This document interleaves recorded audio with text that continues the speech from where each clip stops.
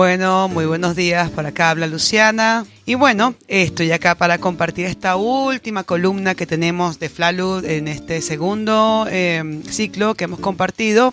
Y bueno, esta última columna es una grabación, es una selección de una grabación, un recorte, unos fragmentos, porque estuvimos charlando como 2 horas con Raimundo y Cecilia, y realmente fue muy nutritivo, muy esclarecedor, sobre todo en lo personal para mí fue bastante esclarecedor y lo disfruté muchísimo. Y bueno, así como disfruté todo el espacio de las columnas de tanto el primer como el segundo ciclo. Y bueno, muchísimas gracias a Ulma por abrir este espacio, y siempre recordando al polaco, a Raúl Falero, que es el encargado, el artífice, el creador, el culpable de que esto esté ocurriendo. Así que nada, siempre recordándolo. Y bueno, sin más, si quieres, Martín, compartir un poquito esta conversaciones que tuvimos con Cecilia y Raimundo. Es un recorte, así que bueno, por eso, como son recortes y son fragmentos, van a encontrarse de repente que por momentos pareciera que no están hablando en una misma conversación, porque justamente lo que tuve que hacer esa gran labor con una responsabilidad, espero que hacerle honor a las personas entrevistadas, a Raimundo y a Cecilia,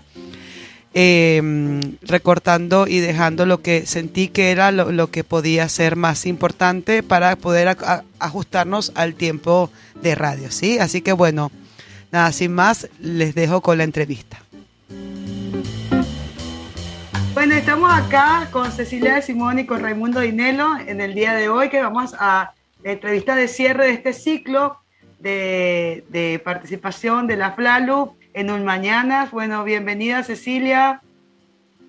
Hola, Luciana, ¿cómo estás? Un gusto volver a encontrarnos. Igualmente, bienvenido, Raimundo. Bueno, esperemos que hoy sea el momento de la verdad para muchos. Bueno, claro que sí, ojalá. Uruguay precisa gente inteligente. Y hasta ahora hay comerciantes, pero no hay inteligencia. Bueno, interesante eso que acabas de plantear. Antes de empezar a grabar, estuve haciendo algunas preguntas que me gustaría hacer ahora al aire para que otras docentes puedan escuchar y puedan también ver si también se aclaran dudas. Y yo pensaba, desde el punto de vista de la aplicación de la metodología ludocreativa, de la pedagogía de expresión, como dos instancias distintas, una la ludoteca y otra en la escuela, ¿no? Educación no formal, educación formal. Y me comentaste algo. Eso es un error. Ajá, Con respecto bien. a la metodología es un error. Bien, ¿por qué? El problema es siempre aprender en lo formal o en lo informal. Hasta el niño cuando va a jugar a la pelota al campito está en lo informal, pero está aprendiendo. O sea, la metodología resuelve los pasos del aprender, independiente que estés en la escuela, fuera de la escuela o en el cumpleaños. Yo creo que, para esto que está diciendo Raimundo, la secuencia metodológica es la misma. Es decir, nosotros no tenemos, hay una secuencia metodológica que es la que hemos estado presentando en casi todos los diálogos de este bloque de entrevistas. Es esta, es decir, ¿se aplica para la ludoteca o se aplica para la escolaridad? ¿Qué ocurre? ¿Cuál es por ahí la diferencia?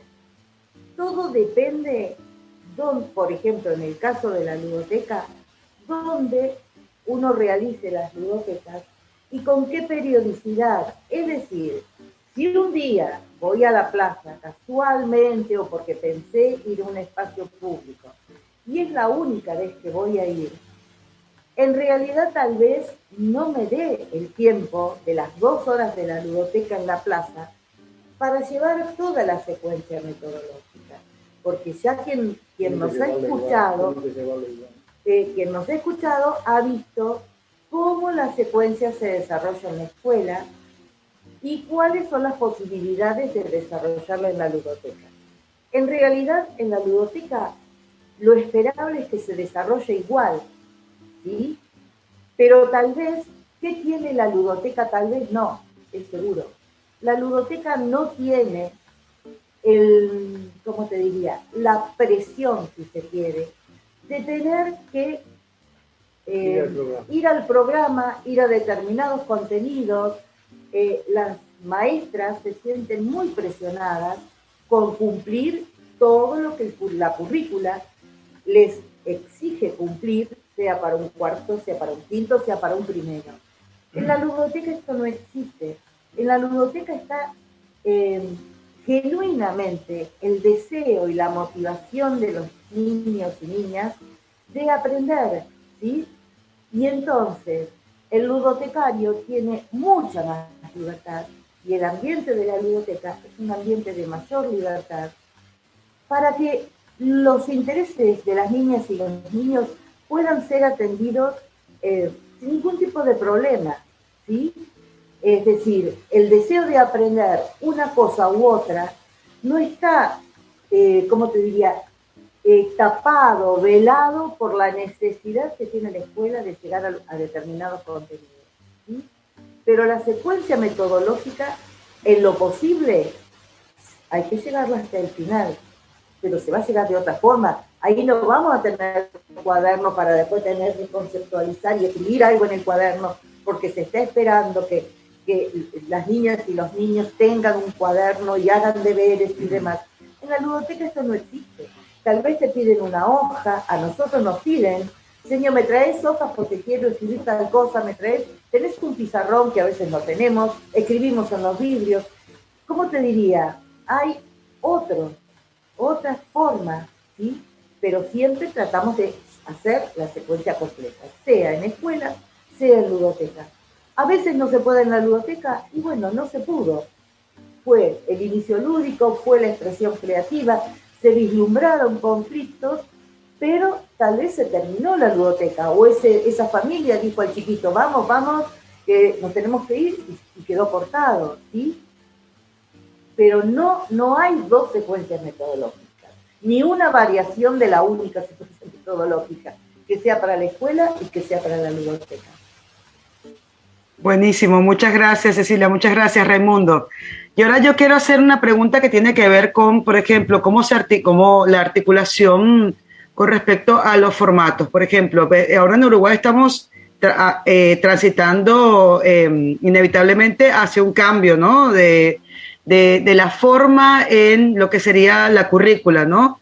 Entonces también sería como interesante ver si la secuencia metodológica cómo dialoga, por ejemplo, con el marco curricular que se está proponiendo ahora, que es basado en competencias. Es independiente. El asunto es que la base es el aprender. Y el aprender no cambia ni en la escuela, ni en la familia, ni en el mercado, ni en la ludoteca. El aprender es necesario al ser humano porque si no muere. Y por eso que viene con cuerpo que aprende y con cabeza que aprende. Por tanto, el aprender está siempre presente. Por tanto, que sea donde sea, que sea en la escuela, que sea en la universidad, que sea en el campito, que sea jugando a las muñecas, el aprender está siempre en el aprender. El aprendizaje es uno solo. Ahora, esta metodología es una metodología de aprendizaje. No es una metodología de tal niño. No es una metodología de la escolaridad, no es una metodología de las ludotecas, es una metodología de aprender. Y hasta que no se den cuenta de eso los maestros, no podrán ir adelante porque lamentablemente la formación docente les cerró la cabeza y no pueden entenderlo. Piensa que porque cambia el ambiente, cambia el problema del aprender. No, el aprender es más lindo o menos lindo, más gozoso o menos gozoso, con una Coca-Cola o sin agua, pero el aprender pasa por el mismo sentimiento de la persona que hace, la experiencia que va al convencimiento y el convencimiento que lo lleva al concepto. Ese es un solo camino y ese es el que hace la metodología. Ahora, con respecto a esto, hoy estuvimos justamente dialogando nosotros acerca de eso. De este cambio que yo lo desconozco, en realidad poquito puedo haber escuchado de lo que está ocurriendo en Uruguay, pero creo que esto que dice Raimundo es central. El aprender es propio del ser humano, ¿sí? Y está más allá, el aprender, enseñanza, aprendizaje es otra historieta, pero está más allá de los marcos políticos, de los marcos culturales, digo, de no filosóficos, porque hay toda una filosofía que tiene que ver con esta necesidad humana básica del aprender. Entonces, en realidad, si no se cambia lo metodológico, lo mismo da, no es que lo mismo da, políticamente, socialmente, culturalmente, no es lo mismo da. Pero en el, ¿cómo te diría? En el proceso de aprender, que lo hagas con la didáctica, que lo hagas con la historia vista de una manera, la historia vista de otro, con otros contenidos, si no se cambia lo metodológico, no se cambia nada. O sea, por más que le pongan cuestiones más modernas, más antiguas, más estructuradas, más libres, lo que hay que cambiar es la metodología.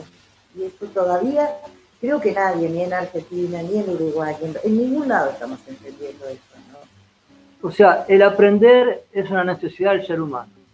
Por eso que tiene que aprender toda la vida. Ahora, en la aplicación del aprender, la escuela lo aplica de una manera con la maestra, en la ludoteca se aplica de otra manera. Pero es lo que hace la maestra y lo que hace el asistente de la ludoteca. No es lo que cambia al niño. El niño no lo cambia al aprender. Lo que cambia es la modalidad de trabajo de la maestra o del asistente ludotecario. Eso cambia. O la madre. También los niños aprenden en la casa. Y es el mismo proceso. O sea, puede cambiar la forma que te lo presenta la madre. Puede cambiar la forma que te lo presente la ludotecaria. Puede cambiar la forma que te lo presente la directora o la maestra. Pero no cambia el ejercicio del aprender del niño. Buenísimo, parecía importante hacer esta pregunta porque en vista que estamos de cara a este nuevo modelo curricular, es interesante como dejar explícito para quienes nos escuchan que más allá del modelo, la metodología sí puede ser apropiada y se lleva adelante. Yo tenía una pregunta muy práctica. Por ejemplo, yo me quiero aventurar a aplicar la metodología de la expresión, ¿no? Como le venía contando esto es algo personal, ¿no? Como venía contando anteriormente por ejemplo, conversé especialmente con Claudia y también con Carla, de algo que he incorporado ya de la metodología es el inicio lúdico. Ahora, animar un campo pedagógico es como algo que en lo personal, y creo que a varias compañeras le estará pasando, es, bueno, ¿cómo lo hago? ¿Qué elementos tengo que tomar en cuenta? ¿Cuáles son los aspectos que tengo que poner? Sé que tengo que pensar en un área de arte expresión, sé que cada área de arte expresión tiene algo que favorece directa o indirectamente. Entonces, ¿cómo hago para pensar en un desafío y de ese desafío ver cuáles son los conflictos pedagógicos que pueden surgir? ¿Cómo que se llama eso? ¿Cuál es la propuesta que le haces al niño para que haga el desarrollo? La definición es que sea posible de hacer, pero libre de hacer. Es decir, que no esté limitado a una sola registro. Que el niño tenga la libertad para usar distintos materiales y para darle un valor a lo que construye, que puede ser un barco, un avión, o puede ser una jardinera, o puede ser un edificio. O sea, la libertad del niño en construir con los objetos. Pero es una consigna posible. O sea, que lo que tiene que pensar el docente es que sea posible la consigna y con los materiales que dispone. Nada más. Pero no cambia el hecho que sea en primero o en cuarto, que sea en la universidad, que sea en la ludoteca. Eso no cambia, porque el aprender es del sujeto, no es de los materiales, no es de lo que se le ocurra al que está orientando, ni se le ocurre al maestro. De hecho, el maestro no tiene por qué asociar lo que propone con el problema que él está acostumbrado a asociar. lo que propone al niño con la didáctica. Y la didáctica es justamente el disciplinamiento que no le permite al niño ser inteligente, porque no puede elegir. La didáctica no te deja elegir. Ahora, esto, ¿por qué no lo ven los maestros? Porque es el instrumento de todos los días, porque es el poder sobre el niño.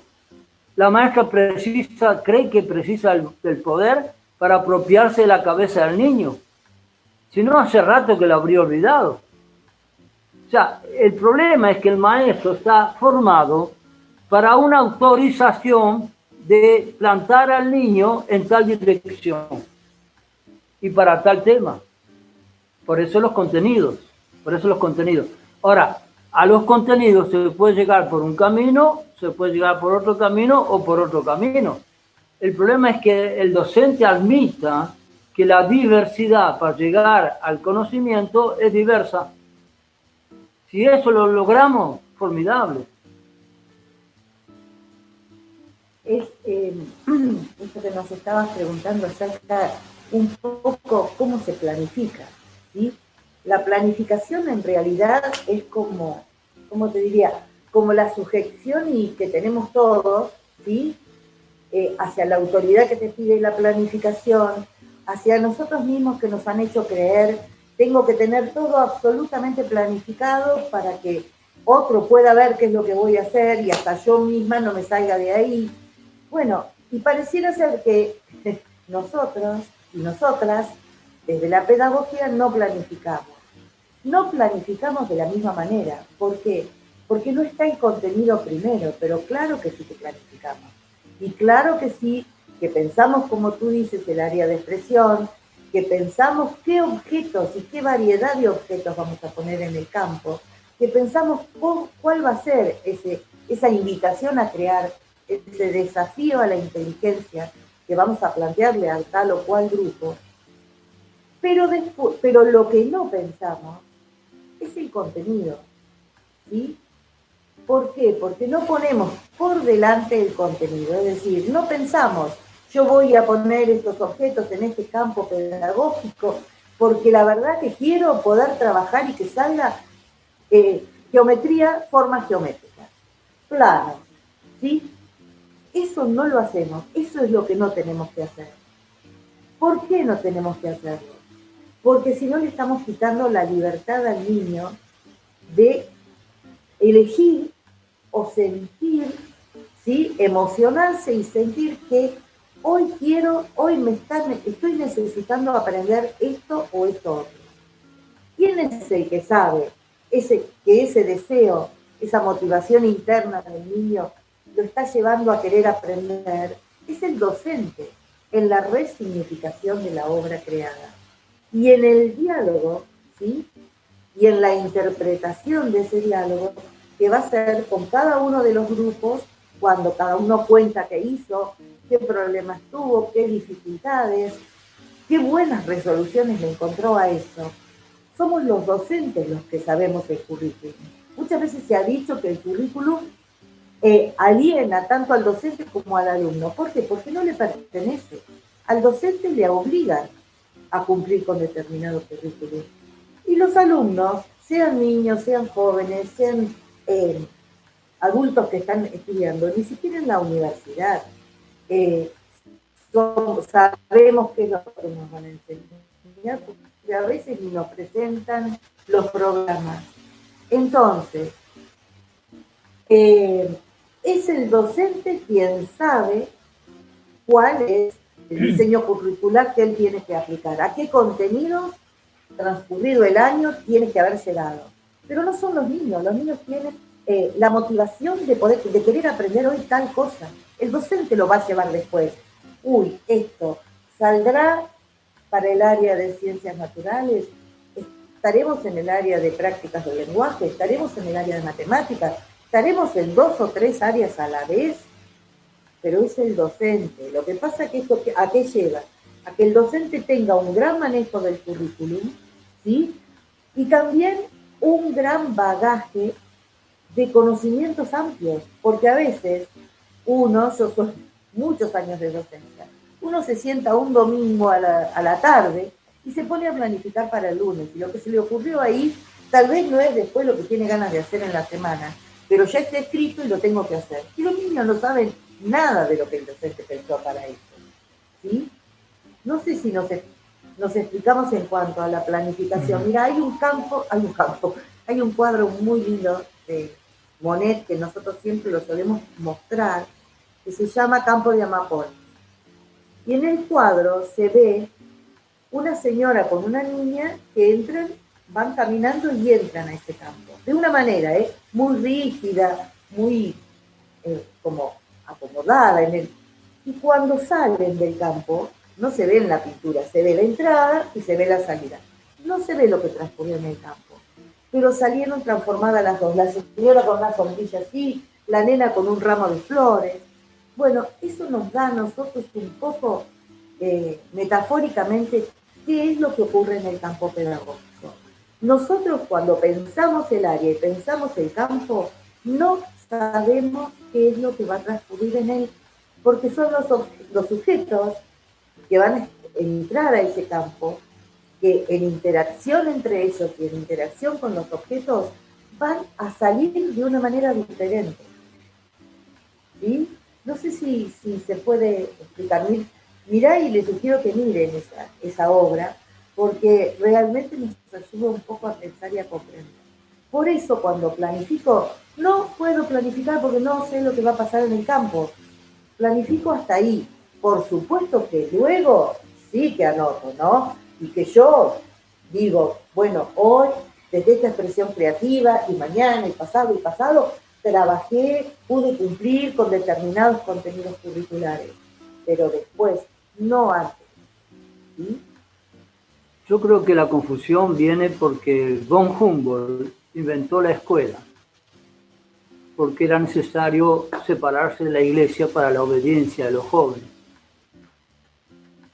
y porque los jóvenes tenían que aprender una profesión, y en eso quedó la escolaridad.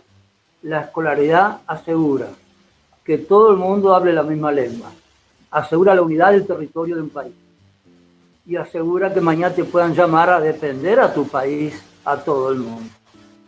Eso es el invento de la escolaridad. La escolaridad no se inventó para que la gente fuera más inteligente. La escolaridad se inventó como una defensa de la nacionalidad de un país. Esto es lo que no perciben los maestros de hoy en día. Ahora, se evolucionó y la escuela sirvió para la industrialización. Y por tanto, los programas que se hacen son programas que tienen que ver con la industrialización y con tu salud y con saber sumar y restar y con saber hacer una cantidad de ortografías y de errores gráficos también. O sea que la escolaridad cumple su misión cuando hay unidad de lenguaje y cuando hay unidad de defensa del país. Ahora, el error es creer que para eso precisa un programa. Puede haber un programa pequeño o un programa grande. Eso depende de las escuelas. Las que tienen doble horario necesitan un programa mayor. La que tiene un solo horario va a buscar un programa menor. O sea que las escuelas no están obligadas al mismo programa. Pero la ingenuidad de las maestras, porque las maestras están formadas ingenuamente, es para que el niño hable y el niño sepa sumar y restar. Y el niño mañana responda en el liceo a un empleo. De hecho, el problema de Uruguay mayor es que los niños se van en quinto y sexto del liceo. No se van desde la escuela, se van desde el quinto y sexto del liceo. Cuando la posibilidad de aprender ya no existe casi más. Ya el sujeto es grande, tiene que saber lo que él quiere. Por eso que se va, porque la escuela ya no le da más. Ya aprendió a leer, ya aprendió a escribir, ya aprendió a multiplicar, a restar y se acabó. La escolaridad cumple su plenitud en la primaria, pero no en la secundaria. Por eso que muchos que no van a secundaria van a la UTU.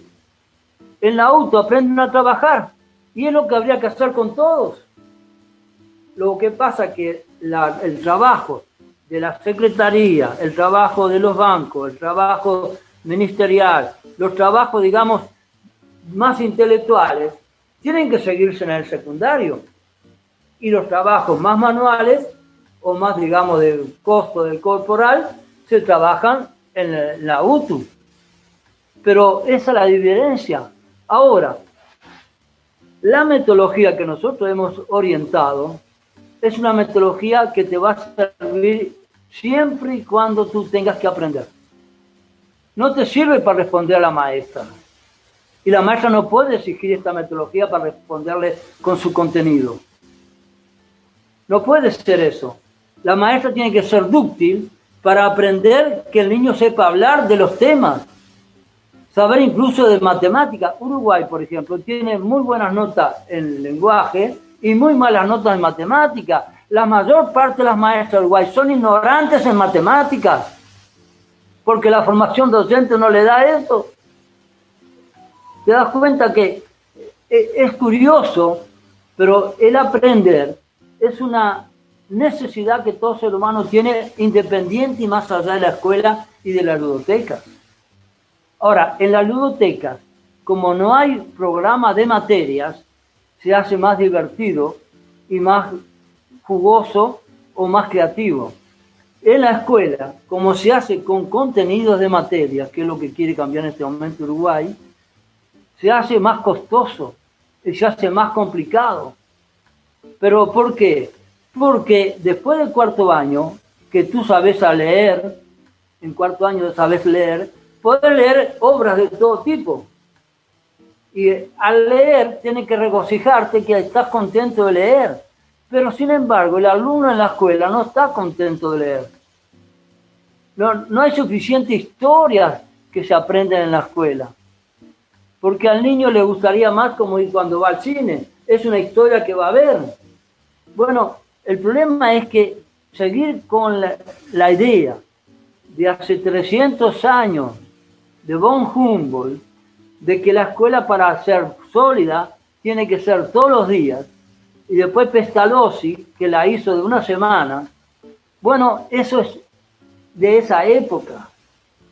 Actualmente hay que ir a la escuela porque hay que repetir la obediencia. Hay que ir a la escuela porque hay que repetir la matemática.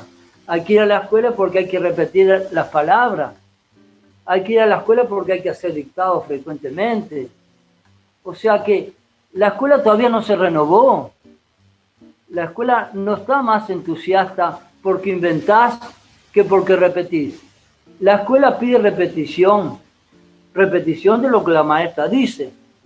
O sea que es un mal ejemplo lo que está dando la maestra. Sin embargo, ella cree que es lo mejor, porque le pide al niño reproducir. Pero reproducir no es crear. Ahora, aprender tiene más relacionamiento con crear que con reproducir. El aprender es mucho más novedoso que el reproducir. ¿Y qué maestra te dice eso? ¿Qué maestra aplica que el aprender es más novedoso y creativo que el reproducir? Si ella se pasa pidiendo la reproducción. Ahora, una vez que se llega a quinto o sexto, ya hay que darle libros para leer, porque es bueno y es oportuno que el ser humano tenga más lenguaje que el que aprende en la escuela. Y un libro siempre trae más lenguaje. Por tanto, tiene que hacer un esfuerzo para ingresar otro vocabulario. Y eso es lo interesante, ingresar otro vocabulario. Ahora, el problema es que lo que hemos hecho nosotros es una metodología del aprender. Y ese aprender puede ser en UTU, puede ser en la escuela, puede ser en el liceo, puede ser en la escuela privada. Es el aprender, porque el app quiere decir un punto más alto de aquel donde vos ya sabés, que es el prender. Es un punto más alto del prender. Eso es lo que quiere decir aprender. No estamos usando la suficiente inteligencia para el aprender. Estamos reproduciendo contenidos. Es que no hay niños no inteligentes. No hay niños, niñas no inteligentes. un poco lo que dice Rancière es esto, ¿no? La igualdad de inteligencia. Y poniendo también al adulto en esa igualdad de inteligencia. Es decir, él pone en juego y en duda el adulto, docente, profesor, lo que sea, no es más inteligente que el niño. Y por eso habla de comunidades de aprendizaje, donde todos aprenden, ¿sí? Y bueno, un poco es esto, ¿no? Un poco este miedo es, yo no voy a decir que los o las docentes no somos inteligentes porque yo soy docente, pero sí que tenemos que sacarnos ese miedo de querer aprender junto con los niños. Pensamos, nos han hecho creer que somos nosotros y nosotras las poseedoras y poseedores del aprendizaje, del conocimiento. Y no es así, pero cuesta mucho, porque si no nos sentimos inseguras, ¿sí? O inseguros. Estamos tan acostumbrados a aferrarnos, ¿sí? A eso que pareciera que tenemos una superioridad sobre niños, niñas, jóvenes, porque poseemos mayor conocimiento, y wow, si los dejamos a ellos en el camino del aprender, más de una vez nos ponen en aprieto, ¿sí? O nos preguntan cosas que no sabemos cómo contestar. Y bueno, ahí está el aprender juntos y el sincerarnos, ¿no? Más en un momento como nuestra sociedad actual, de cambios tan vertiginosos, la misma ciencia va cambiando y tenemos el ejemplo del COVID que nos puso en jaque a todos, grandes científicos, gente común, nadie tenía respuesta para eso. Y todo el mundo tuvo que ponerse a estudiar, a investigar, ¿sí? Hasta llegar a una solución como, bueno, supuestamente fue la vacuna. Pero, entonces, ¿para qué sociedad estamos educando, repitiendo? No nos sirve repetir, porque lo que digo hoy, mañana ya fue superado. Y los niños y las niñas nos superan a nosotros. No, hay un lenguaje de base que es la gramática, bueno, y que es la matemática. Esos son los únicos dos lenguajes que son permanentes. Matemáticas y lenguaje. Son los únicos para entendernos, que es lo que pidió von Humboldt en una carta al ministro de Prusia cuando Napoleón ocupó el proceso de Prusia. Ahora, también lo que él pensó, que si fuéramos todos suficientemente dialogal, podíamos no aceptar que Napoleón se instalase en un país como Prusia. ¿Por qué? Porque el problema es cultural. De hecho, no hay ningún país que oprima a otro si el otro no está empobrecido. No existe eso. Tiene que haber estado empobrecido. Fíjate incluso lo que hace Rusia con Ucrania. Los quiere matar para tener espacio para imponerse. O sea que solo sobre la muerte de alguno podrá Rusia imponerse en su territorio. Ahora, lo que yo quiero decir que lamentablemente la didáctica era para aquellos que no podían aprender. Y la didáctica se transformó en el instrumento de la docente para enseñar de todo, Pero si el niño descubre y la enseñante explica después que el niño descubre, es mejor, porque permite al niño sentirse dueño de lo que descubrió. Ahora, y por otro lado, lo que no se quiere es cambiar ni la matemática universal ni el lenguaje. El lenguaje nuestro es el español y se quiere mantener el mismo español. Por eso que se mantiene la lectura. Ahora, salvo la lectura y la matemática, no habría por qué la maestra poner y obligar a los niños a un disciplinamiento. No habría necesidad, salvo en esos dos temas. Pero es por la unidad, no por el saber aprender, sino por la unidad de que todos hablemos la misma lengua de la región. Es igual que nosotros acá ahora. Estamos aprendiendo y estamos hablando usando la máquina, pero porque los dos hablamos castellano. Bueno, pero eso es una de las cosas del lenguaje. O sea que, salvo el lenguaje y la matemática, no hay necesidad de que el niño y la maestra le aplicamos la didáctica para que el niño aprenda. Si me permites aventurarme, creo que tampoco para la matemática, para el lenguaje hace falta didáctica, porque, por ejemplo, yo que sigo un método que es el método Montessori, que acompaña naturalmente el desarrollo. Por ejemplo, el lenguaje escrito sigue el mismo desarrollo natural que el lenguaje oral. O sea, todo ser humano tiene necesidad de comunicarse. El lenguaje Ahora, tiene una función. ¿Quién fue que impidió que Montessori se aplique en las escuelas en vez de la didáctica? Nadie impidió eso. Sería mejor que Montessori se aplique en las escuelas. El tema es que Montessori tiene una inversión muy grande en materiales y un acompañamiento que es muy personalizado y un currículo que está muy expuesto, que permite la libertad de elección. Pero, por ejemplo, en Italia lo impidió Mussolini, que ella tuvo que irse exiliada junto con su hijo, ¿no? Y que después estuvo presa 5 años en India con cárcel domiciliaria, y ahí formó a 1.500 guías Montessori. Por eso en India el método Montessori, ahí fue donde desarrolló también la parte de primaria, porque lo primero que había hecho era la parte del equivalente inicial. Entonces, una cosa que me parece interesante destacar cuando hablabas de lo del lenguaje, ¿no? Y dijiste algo que para mí fue muy, muy, muy poderoso, que es la necesidad de empobrecer para poder dominar, ¿no? Y para mí siempre me viene una y otra vez los 500 años de conquista y esto, ¿no? Que ahora defendemos un idioma que en realidad es la lengua de nuestros conquistadores, como la llama Cristina Peri Rossi, ¿no? Entonces, bueno, ¿y cómo nos apropiamos de esta lengua? Esta lengua también que tenemos como el deber de defender también nuestros usos regionales, ¿no? Frente, por ejemplo, ahora a nuevas avanzadas, no sé si llamarlas neoliberales, que quieren estandarizar la lengua, como que si todas las personas de América pudiésemos hablar el español igual, cuando hay regionalismos que son importantes. Y ahí es donde quería como también preguntar el valor de lo regional que viene a través del área cultural, ¿no? El valor de lo regional que está presente y defendido en la pedagogía de la expresión, que también es como que quisiera también preguntarles sobre ello. Es la iniciación cultural. O sea, las áreas de expresión son todas áreas de lenguajes expresivos, ¿sí? Pues tenemos la plástica, tenemos la música, las artes escénicas, pero bueno, el movimiento, y tenemos también el área de expresión, iniciación cultural.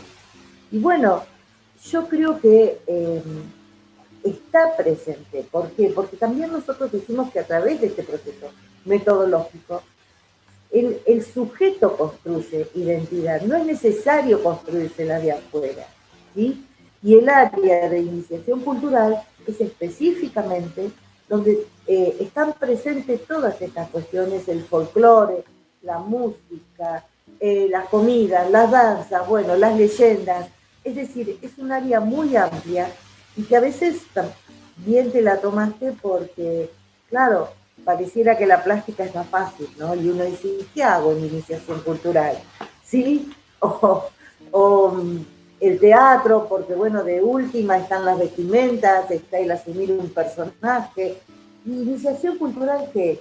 Pero no, iniciación cultural justamente tiene que ver con todo esto, ¿no? La inteligencia viene de cómo explicas la creatividad. Y la misma creatividad es la que introduce novedades en ti. O sea que eso es lo que hay que ayudar a sumar. Primero, la expresión creativa le permite tocarse de cerca con el deseo de aprender. Es la expresión creativa, no es el juego ni es la repetición de la discusión con la maestra.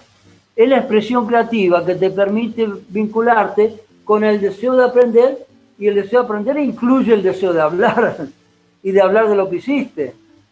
Creo que eso es lo que habría que insistir, que podés olvidarte la didáctica si tenés la clave para que los niños te sigan en lo que ellos hicieron y vos las sigas a ellos en lo que significa lo que hicieron.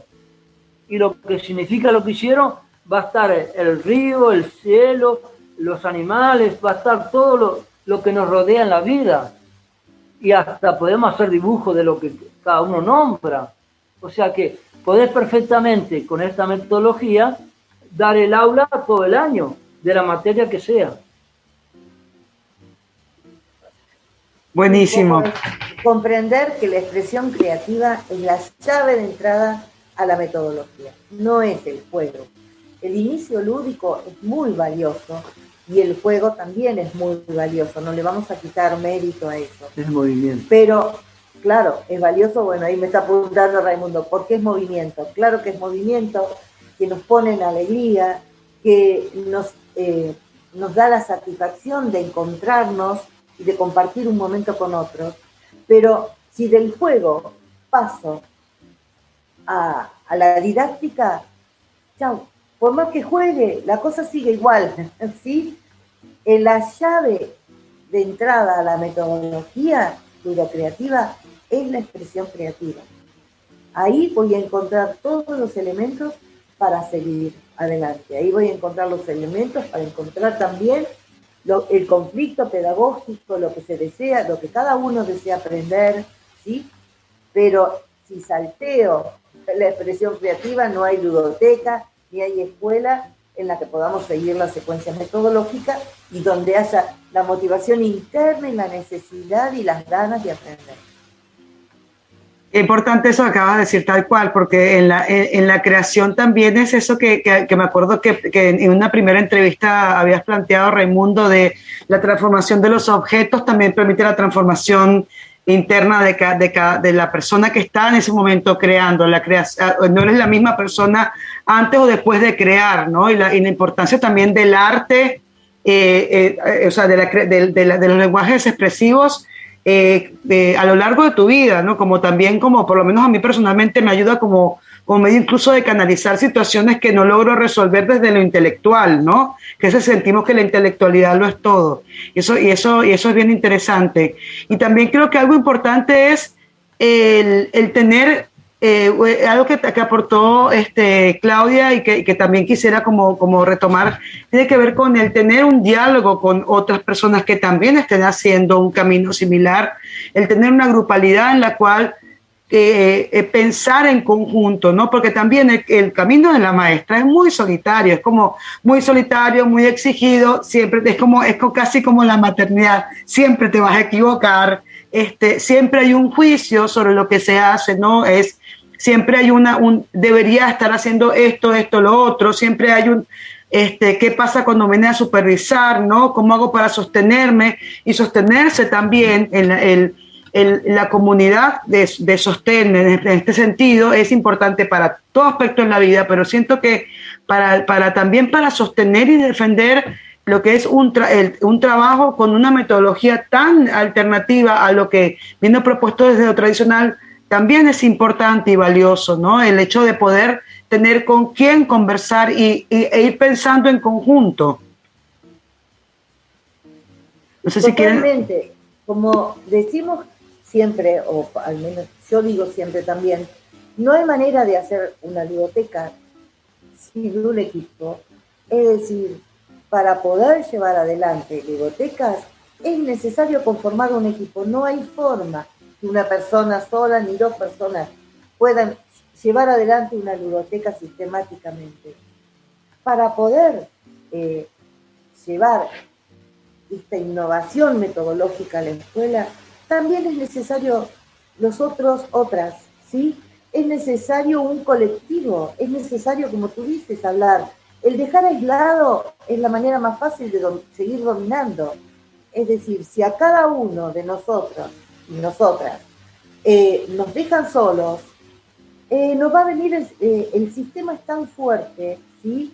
Y es tan organizado y es tan articulado que nos sacan así de lo que estamos haciendo. Ahora, si hay un colectivo, ¿sí? Si somos cada vez más quienes intentamos aplicar la metodología, quienes la estamos aplicando, quienes podemos seguir construyendo conocimientos en base a este trabajo de aplicación metodológica, es más fácil enfrentar todas las cuestiones que nos quieren imponer, ¿sí?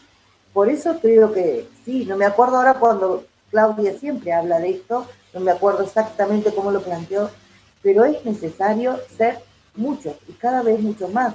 Por eso estamos todos nosotros y nosotras en esto, ¿no? en poder difundir, en poder hacer cursos, en poder encontrarnos, en escuchar hasta en el momento que fue la virtualidad, poder tener canales de comunicarnos, aunque no pudiésemos estar así cara a cara, uno al lado del otro, hacer seminarios, hacer foros, pero es la única manera, ¿sí? Y es entre muchos y muchas, no es en soledad. Ahora, hay que plantearse quién puede o quién quiere venir a otro mundo, porque el mundo de hoy es mucho más colectivo que individual. Durante mucho tiempo fue más individual, por eso quedan los abanderados, los premiados, o sea, fue mucho más individual que colectivo. El mundo de hoy, para sobrevivir, somos gente que necesitamos comprender un colectivo y comprender otros.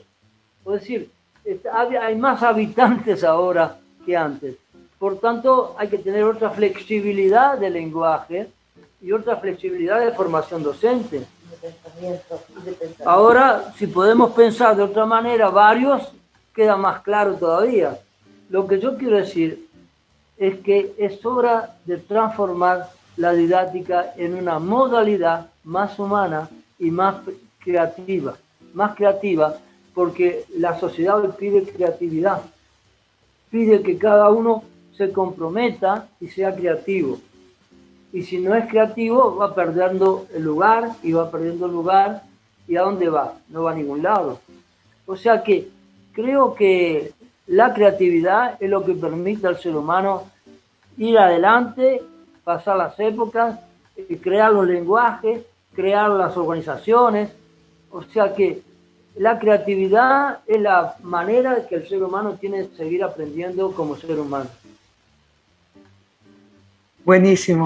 Bueno, creo que con eso que acabas de decir, maravilloso, me encantaría, si les parece a ustedes, que sea el cierre de nuestra entrevista. ULMA, Radio Comunitaria Punta del Diablo.